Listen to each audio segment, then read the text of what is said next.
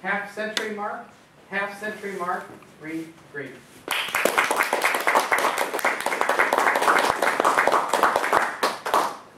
Good evening, fellow Toastmasters, welcome guests. I'm just going to come right out and say it. I am terrified that I'm not going to win this contest. I drove here and I said, God, please help me win this contest. That and I'm hitting the half-century mark. I'm telling you, I'm turning 50 and two things happen. The memory starts to go, the body falls apart.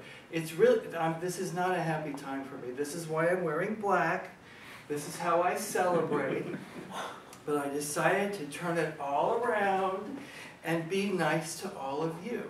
Because I know you're all going to go shopping for me for my 50th birthday. On that note, I forgot my prop. And I don't want you to guess. I'm going to be nuts. When you go to Neiman Marcus and shop for me, I don't want you to say, should I buy this? Should I spend $7 grand or $9 grand? When you go to Harrods in London, I don't want you to have to wonder, should I get him the gold cane or the one with diamonds? Forget it. Leave it for the Queen. I'm going to tell you what I want. And this is my list. And it's very short, so don't get nervous on me. Okay? Okay, here we go. First of all, I want a lifetime supply of ginkgo biloba so I can remember who all of you are. And I'm going to get a tattoo. That's right here, number 2. Yes, at age 50, a tattoo. Right on my forehead with my name, spelled backward. D-E-E-R, so I could look in the mirror and remember who I am. Absolutely. And I won't have to wear my name tag anymore. Oh, look at this. No one's taking me seriously. I'm not even going to read the rest of my list I stayed up all night making. I'm going to take my list and do what I do with my Depends. Throw them out. I'm telling you, the memory goes. But exercise, that's what we do, am I right? Exercise, we go to the gym. Have you heard of Sit and Be Fit? Did you hear about that? For 50-year-olds. This is not going to get your heart rate up, I'm telling you. The only problem now is I have to get up. And it's... But I do go to the gym once a year. But I do go to the gym. And I come out of the gym, and oxygen is in the brain, and I have my keys in my gym bag, and I look at this huge parking lot, and I go, where did I park? Was it this row? Did I park it? I forget where Every parking lot in America should be marked up like it is at Disneyland, with big letters and big numbers, L5, B12, A1C, and they all sound like lab tests. I'm telling you. And that way we can be oriented. But it hasn't happened yet, has it, Toastmasters? So now what I do, very simple. I know where I have parked my car, and I choose a point of reference. Right in front of me, Macy's.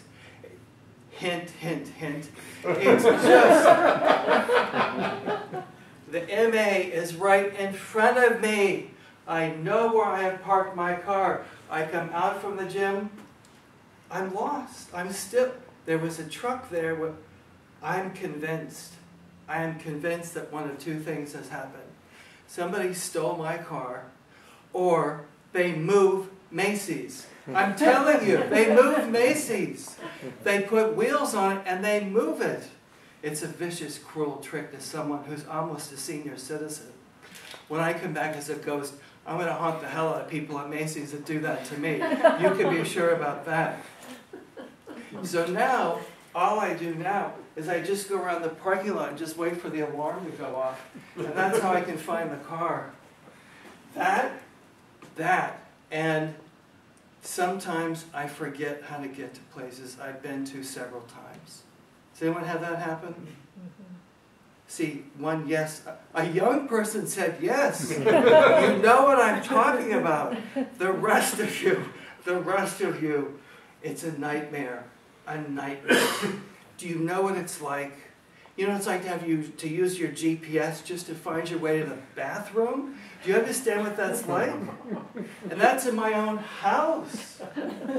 She talks to me. 2 steps forward, take a right, turn left, 15 steps down the hall that you've known for 17 years. Oh, shut up, GPS. That and the body falls apart. Am I wrong? I'm telling you, the clock strikes midnight, the sciatica flares up, the shoulder injury you had when you were 3 falling off the jungle gym is now arthritis. I get up out of a chair now. I do not do it quietly. My poor neighbors, the noise I make. I get up. I sound like a screeching howler monkey. Every time I do it, I'm telling you. Have you ever heard a screeching howler monkey? No. Have you ever met one? They're very nice. I'm telling you. But they don't screech. You know what I'm saying? It's not a high pitch. It's a low grade moan. It's a every howler monkey I know is over 50. I'm telling you. I have some that are very close friends. That and I get up in the morning, my poor neighbors. I get out of bed, the noise I make. I sound like I am giving birth. I'm telling you. Oh, you think that's a joke? 3 times my neighbors have run to my house in the morning saying, hot water and towels, hot water and towels. I'm telling you, the memory goes, the body falls apart, but there's not a damn thing we can do about it, but accept it, have a sense of humor about it, and ask for what we want. Haven't we earned that? I tried at the beginning of my speech, wherever my paper went, no one's going to buy me anything. So now, I'm going to tell you what I want from my CC celebration. I don't want cookies. I don't want cake. I don't want bean dip and veggies. I will tell you what I want. I want prunes. I want Depends. And I want that gold-plated cane from Harrods right here on this table. And don't you forget it, Toastmasters, because I will. Oh, absolutely. By the time that happens, I won't remember this anyway, so bring whatever you want. Good night.